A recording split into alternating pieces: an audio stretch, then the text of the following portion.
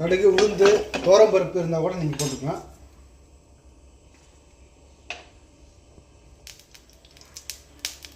பொரிஞ்சிருச்சு. இப்போ கருவேப்பிலையை ஆட் பண்ணிடுவோம். ஆட் பண்ணிட்டு அரைச்சி வச்சுருக்க பேஸ்ட்டை இதில் ஊற்றிடுவோம். அவ்வளோதான்.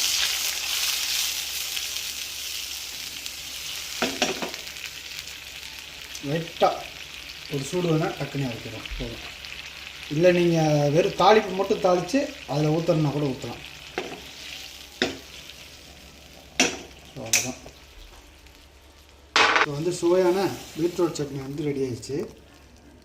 நீங்கள் தண்ணி ஊற்றாமல் கூட அரைக்கலாம், நல்லா திக்காக வரும். ஸோ பாருங்கள், குழந்தைங்களுக்கெல்லாம் கொடுத்தோம்னா ரொம்ப நல்லது. இதோ